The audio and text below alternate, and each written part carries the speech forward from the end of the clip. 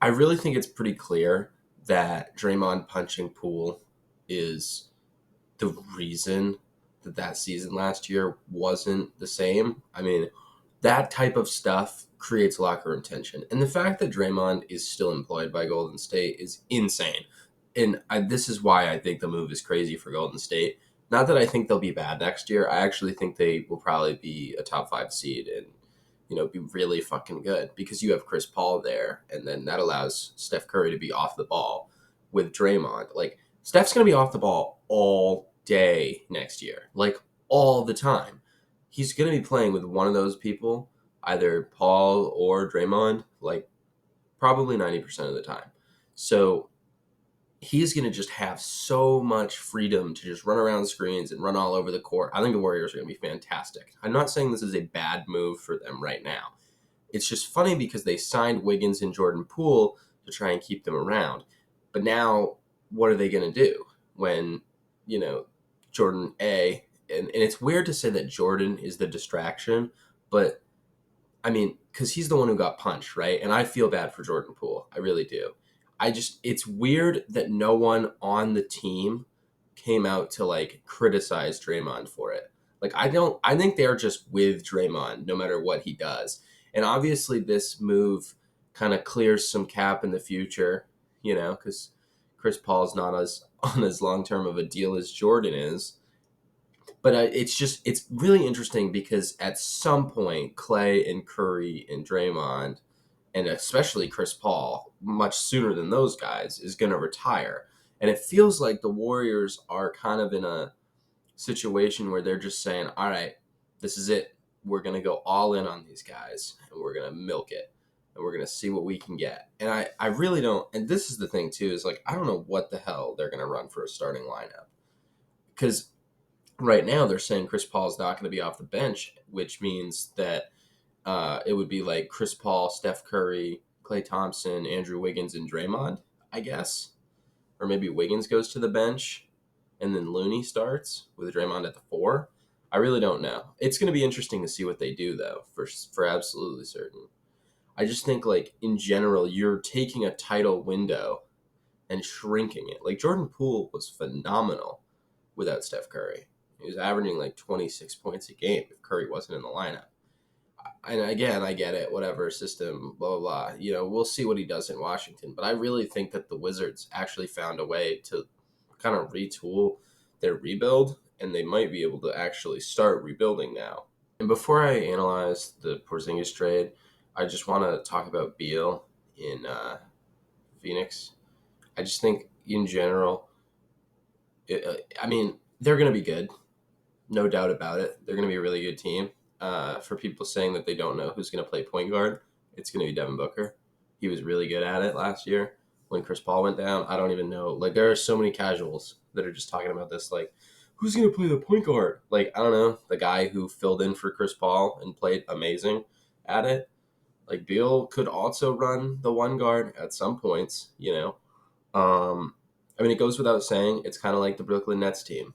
I think it really reflects on KD's legacy that he only has 2 rings now. Because, like, you would look at a lot of guys and you'd be like, oh, wow, like Dirk has 1 ring, right? But if Dirk had this type of talent around him, you would expect him to win more, right? And so I think the fact that KD has 2 rings, even though he has 2 finals MVPs, it really affects his legacy because, he's not able to get the job done with these teams with serious talent on them. The only team that he ever won anything with was a team that had already won a championship later on without him, and went 73-9 the year before he joined. So at the end of the day, he is not as great of a winner as people say he is. There's no disputing his talent as a basketball player. He's probably one of the best scorers we've ever seen. I don't really like to definitively say anyone is the best because that makes people angry. And I'm just trying to express the gratitude that I have for Kevin Durant in the sense that he makes basketball fun to watch. And I don't really hate him as a player. I just think you have to discuss the fact that this man is always surrounded by seriously insane talent. I think it's gonna be interesting because Book missed a lot of games last year with an injury. KD is older and injury prone at this point in his career. Beal got injured. Like, that big three, injuries are really the only thing that's going to stop them. But, they're pretty likely to happen. So we'll see how that one goes. So the full trade is that Boston got Porzingis and 2 firsts, one of which they traded down a ton and then selected Jordan Walsh. So they now have a ton of seconds and Jordan Walsh and Kristaps Porzingis. All they gave up was Marcus Smart. So we knew that it was a midnight deadline, right? So Porzingis had to opt in to his option, and he was only going to do that if he got traded. The Clippers were going to be that third team in the deal. And then they were like, well, we don't trust Brogdon or his injury history, which is hilarious for the Clippers to do that, considering how many injury-prone players they have on their team. But again, if they have that many injury-prone players, then they don't want to have another, right? It's hard for me as a fan to say that, like, Smart was the worst guard out of the three of him, White, and Brogdon. But there were times last season where that was legitimately true. And Marcus Smart's the leader of the team, and Marcus Smart is that guy that was the longest tenured guy, the one who really knew what it meant to be a Celtic. But from a basketball standpoint, I just don't think he fits into what Boston does right now. Like, he is going to be so good in Memphis, and I am so happy for him. I really am. And I think that they're really going to be fine. They're really going to be fine without him. And I think Memphis is going to be really, really, really happy that they traded for him. And I don't know. It really depends. If they kind of let Ja play off ball sometimes, and then, Marcus can throw him lobs. Like, it's going to be about coaching, and we'll see how Memphis does it. With Ja Morant's suspension, I also think Marcus is going to be really good. I don't know how they play it, though, because what I imagine in my head is, when everyone's back and Ja's, served his suspension, you go Ja, Marcus, Desmond Bain, JJJ, and Steven Adams. And, I don't know if that's true. Maybe they'll start Luke Kennard and put Smart off the bench. I really have no idea. But I can't imagine that you give up 2 firsts for, a guy who's just going to come off the bench for you. I don't know. It could be a high price to pay. It could be, the grit and grind coming back. Could be the tough leader that that Grizzlies team needs. It's a bunch of young guys. And I think Marcus Smart can do what Dylan Brooks did, except better in every way. Marcus isn't a guy who like pokes bears in the media. Like, he's not going to say, "Oh, LeBron James is old" before a series. He's more of a guy that holds himself accountable, holds everyone else accountable. I think the Grizzlies just got a great locker room guy, and I'm really happy for them. The other piece of this trade that I didn't really mention is kind of what Washington got in return for Porzingis. They got Tyus Jones in a second. Not great value. I think Tyus Jones is pretty good. I don't think he's going to be better than Jordan Poole, but I think Jordan Poole could fit in pretty nicely with this team. You got Tyus Jones and then Jordan Poole, and then the rookie they just drafted, who I need to learn how to pronounce his name. I think it's Koulibaly, but that's probably wrong. And then they also have Denny Abdia, Daniel Gafford. Could be fun. It could be interesting. Washington is a really interesting place to be right now because it's almost like they could be an up-and-coming team, but I really don't know that they are at the same time. I think they're probably going to be in rebuild mode. But you never know. I mean, Jordan Poole really has a chance here. Oh my God, what the fuck am I talking? Kuzma. Duh. So their lineup's probably going to look more like Tyus Jones, Jordan Poole, the rookie they just drafted that I need to learn how to pronounce his name, Kyle Kuzma, and Gafford. I mean, that's not a horrible team. It really isn't. And Kuzma had really good flashes towards the end of the year last year. I think he could be a low 20s, and Jordan Poole could be not high 20, a mid 20, like 24, 25, 26 range point per game. I really do think he could do that. It's going to be really interesting to see how they run that, though. Overall, with these trades, I feel like the league has kind of just balanced itself out a little. The Wizards had some talent, but they're almost aging, but sort of not, and they're kind of stuck with Beal. So now they got rid of him.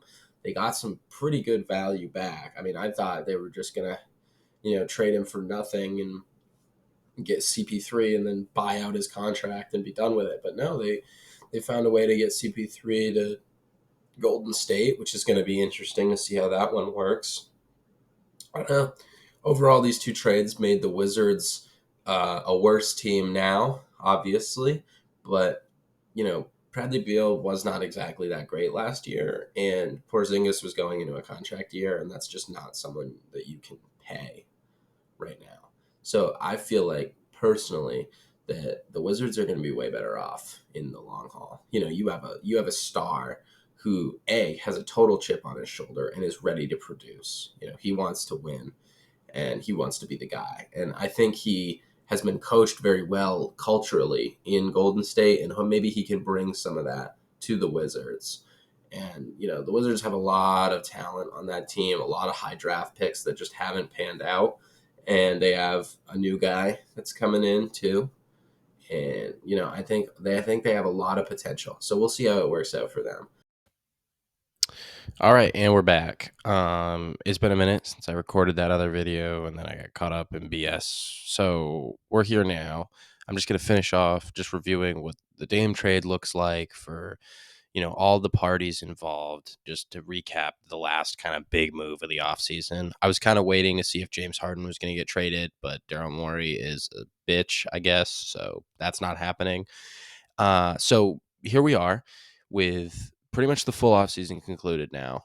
And I'm trying not to waste your time. This is already a long video. I would say just to start, it's very clear that this is a better package than Miami was going to offer Portland. Just straight up, Tyler Hero didn't have any fit. He didn't make any sense. You'd have to route him to a different team that was going to have to give up something else. Like, I definitely thought it was possible for Miami to get Dame. They would have to give up Tyler Hero and a lot more pieces than they were willing to. And I think that in general, especially knowing what Portland was able to flip Drew Holiday for, Malcolm Brogdon, Rob Williams, the two firsts, like, this was an amazing package. Okay. I know that no one's high on DeAndre Ayton. I'm pretty high on DeAndre Ayton, just in general. I think he's a great player. I really did think they were going to flip Malcolm Brogdon. It's funny now because he wore number 92 in training camp, and then he's like now wearing 11. He like switched it because he's like realizing he's not getting flipped. Um, and it's weird because I really would have thought that Malcolm Brogdon had some trade value. At least he's used to coming off the bench. I wonder if that's how they're going to. I mean, it has to be. They're not going to play him over Simons or Scoot Henderson, who, by the way, I'm going to make a totally separate video on this of teams I'm excited to watch. Very excited to watch the Blazers this year. They look so much better. And I think I said about the Dame trade is like the Harrow thing makes no sense because, they need Portland needs depth at center. They need bigs. Like Nurkic is cool, but he gets hurt all the time. He's not really that athletic or defensive guy. Not that Aiton is a defensive monster or anything. He's pretty bad. Jokic exposed him, obviously, in the playoffs last year. But I really feel like it benefits all sides. I think that the Bucks probably benefit the least, which is kind of crazy. I don't know if that's like a super hot take. It doesn't feel like the Bucks got as good. I mean, they didn't have to give up that much though. Yeah, I don't know. It's hard. It's hard to say, I think, because you have many pieces here moving around. You have, basically the Bucks getting Dame for Drew Holiday, Grayson Allen, and a couple of late firsts. It depends how bad Milwaukee is when those firsts are. Like I think that was like 2029 and 2030. Like those are some pretty late, far into the future first rounders. So we'll see if Milwaukee's still competing around that time, because then it's not that big of a deal. But if you don't win anything with Dame and Giannis, and then you lose that part of the future and you can't really rebuild, delays that. I think, it's hard. But I will say this. The thing that Milwaukee did is they got Giannis an extension. And I don't think Giannis was signing that extension if they didn't trade for Damian Lillard. I think that's pretty obvious. It's just funny to see all of the Heat fans that are trying to say that this isn't a good trade and that they had a better package. Like I don't think that's even remotely arguable at this point. But anyway, it was nice to see the Heat fans not get Damian Lillard. It was very frustrating just to see how Dame's agent and Dame himself were handling, like they weren't going to play anywhere else. I think Milwaukee was one that I didn't really see coming. I didn't think they would give up Drew Holiday, but I don't think that Drew Holiday is as impactful as Damian Lillard is. He's going to be great on the Celtics, and I think that they really negated the loss of Marcus Smart by trading for Drew Holiday. The Blazers did great. They got a good haul for an aging superstar. They sent him somewhere that he's going to compete.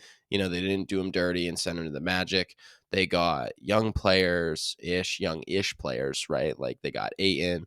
I think they had to give up Nasir Little too, which kind of sucks for them. But again, that's a 3-and-D wing. He's not really that big of a deal in the long-term future. You're not competing right now, but you have a solid young core, and I think they're going to be competitive at the right time because the West is kind of aging with like LeBron and Curry and Durant all, starting to enter the later end of their career, and especially LeBron, who only has a few really good years left. I mean, you'd think so. I think it's interesting, and it sets the Blazers up for success in the future. So I think they did a lot more than they got a lot more back than I was expecting them to. I think Aiton is seriously underrated as how big of a piece he is in return. And I mean, maybe I'm just way higher on DeAndre Ayton than anyone else is, but I really think he can be that franchise center. I mean, he was the number one pick for a reason. I just think that in general, it was hard for him in Phoenix. He didn't want to be in Phoenix. So we'll see how much he buys into the Portland system. And speaking of Phoenix, I think that that's the natural segue here. You give up DeAndre Ayton for Yusuf Nurkic. Nurkic is obviously not as good of a player, but I think especially when you acquire someone like Bradley Beal, you're going to have less touches. And Yusuf Nurkic is a guy who is not going to complain about not getting the ball. He's going to rebound. He's going to, let everyone else get their shots, and he's going to do his role. And you also get a guy like Grayson Allen there. You get Nasir Little, I believe. Like you have a lot of pieces now, and depth was a concern for Phoenix, especially after the Beal trade. I think throwing Ayton in there, getting a center that's going to play his role better, know his role, and get other role players. I think Phoenix looks really good. I'm recording this right now after opening night, so this is Wednesday before all those games happen, and I watched a lot of those guys like Josh Okogie play a really big role. You just have a lot more depth on this Suns team, and we'll see how that benefits them. It's weird to talk about the team who actually got Damian Lillard third in this order here, but I think that the other two teams have a lot clearer purposes for this trade, and I say that just because Milwaukee has been a team that's really the grit and grind, like defense, and then they have offense, obviously, but they're not an offensive focused team. They really were a lot of defensive stars. Giannis is a DPOY. Drew Holiday is a DPOY level player. He's a great defender. It's just really interesting to see them kind of shift their focus on the offensive end, which I don't think there's a problem with. I think they're a very offensive, talented team. Also, by the way, sorry to disrespect Brook Lopez, amazing defender, DPOY level player. I mean, he was awesome last year. And I think everyone forgets like Brook Lopez was an offensive player in Brooklyn, like low post work, like obviously been a great rebounder, but now he's a really good rim protector and 3-point shooter. Just expanded his game. Him and Al Horford both like totally adapted to what they're asking centers to do now, and they've adapted phenomenally. So just shout out those two guys. We'll talk about them in a minute too, but it's weird now because you have a totally different team. And Milwaukee, by the way, is going to be unguardable on offense. Dame and Giannis pick and roll is going to be lethal because you can't pick one of them. You're either going to let Dame shoot a three or going to let Giannis drive in and dunk it. So I think Dame is going to eat a lot more than you would expect him to. I mean, statistically speaking, I don't think it makes any sense to give Giannis free 2 points every time. You have to live with the Dame three most of the time there, unless you're going to help off of someone like Connaughton or Beasley or, Brook Lopez, Bobby Portis, someone like that. Like you're going to let them shoot a wide open three. It's just that's probably what they're going to have to do. And you're going to have to, as Milwaukee, rely on those guys in the corner. And I think all of those guys are really good shooters. I think Malik Beasley especially is going to be a really good piece for them. Overall, just to sum up for Milwaukee, they obviously got the best player in the trade. They didn't have to give up that much. Drew Holiday is not a great playoff performer for them, especially because you have to think about what they're asking Drew Holiday to be. And we'll get into it more when I talk about for the Celtics, but Drew Holiday is not a second option offensive player. Okay. Like he's not a good enough shot creator. He's not a good enough shooter in terms of like creating your own shot to be your second weapon on a championship team. Okay. They needed Middleton to step up for that playoff run, which he did. And that's why Drew Holiday was so good, was he was the third star. But then, when Middleton's out or suffering with injuries, he's not really that guy. They're asking Holiday to do so much offensively. And again, like I said, we'll get into it with the Boston thing, but he's definitely going to have a different role there where Dame really can be that second star, and then Middleton has less pressure on him. I can't believe I forgot to talk about Chris Middleton. I mean, obviously injuries, obviously health is a concern for him, but seriously, what you're asking Middleton and all these other guys to do is so much less than you were, especially now that you have Dame and Giannis together. These are both two very clear top 10 players in the league right now. They're probably the best duo in the league. They haven't played together yet, so we'll see how that actually translates. But I think if you're talking about who you'd rather rely on as a scorer in the playoffs, you would much rather rely on Damian Lillard than Drew Holiday. Looking at the final team with Boston here in this trade, which is super funny that Miami wanted Dame, and then they basically said, all right, well, we're going to trade Dame to your rivals, and then we're going to get a guy from that team and trade him to your other rivals. Like Portland just fucked over Miami as much as possible in this trade, which is super petty by Joe Cronin. But honestly, I really don't care. Miami fans acted like they had any form of leverage when they had none. And you know what? I think all of the parading they had all summer is, this is what they get for that personally. But I'm also a Miami Heat hater. Sorry. I don't like them. I don't like Pat Riley. I honestly don't think you can blame anyone other than Pat Riley or the owner of the Heat for not wanting to pay the tax. So, you know what? That's on them for not making the deal because they could have. You have to pay. You have to pay up. And at the end of the day, I think the Trailblazers got plenty in return for their superstar in Damian Lillard. So, talking about Boston, they got Drew Holiday, which negates, the loss of Marcus Smart because Drew Holiday is really just better in every way than Marcus Smart. He's better all around. And unfortunately, we already knew this, right? This isn't a big surprise. Drew Holiday is a better defender at this point in his career. Drew Holiday is a better open 3-point shooter. And that's huge. The shooting is so huge for Boston because you can't double anyone. The Celtics, a lot of times, weakness was Marcus Smart because when Tatum or Brown has the ball, they just double off of Smart and you live and die with Marcus Smart shooting wide open 3-pointers. But you can't do that anymore. You have Kristaps Porzingis, Drew Holiday, or Derek White, or Al Horford, honestly. Any of those guys are going to shoot an open three, and you don't want that based on any of their shooting percentages. I just think overall the spacing that the Celtics are going to have now, upgrading from, Rob Williams, Brogdon to Porzingis, and then Smart to Holiday, if you want to look at it like that, I just don't think people understand how lethal this Celtic spacing is going to be. And this is recorded before opening night, and I don't really know. I'm going to make probably a video sometime in the future about the first week of basketball and all the overreactions that we may have. But overall, I think that this trade really benefits all parties.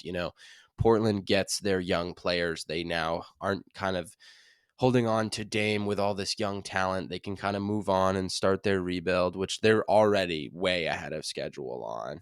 You get Phoenix, who trades away a disgruntled, I don't even know if you want to call him a star, but I think he'll be a star in Portland and DeAndre Ayton. They get a lot of role players who are going to have a better fit around guys like Devin Booker, Kevin Durant, and Bradley Beal. Milwaukee gets their second star next to Giannis, who, helps Giannis want to stay in Milwaukee, and Boston gets a player for, a couple of young injury prone guys. I don't know if you can call Malcolm Brogdon young, but he's at least someone that could have been a part of this core that now you're going into win now mode.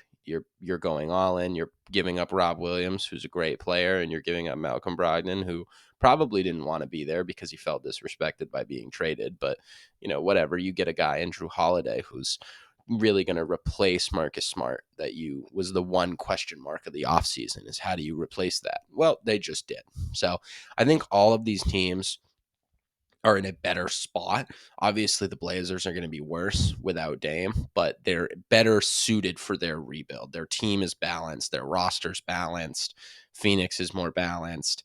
Milwaukee allows them to have a new identity, a little bit more focus on the offensive end. Obviously, there's defensive concerns, but whatever, that's an offensive league. They're going to win a lot of games this year. And you also have, the Celtics who really get that defensive player back that they needed to replace Marcus Smart. Like I said, I think this trade works out for all teams. I really like it. And it was a really, really nice way to cap off the offseason.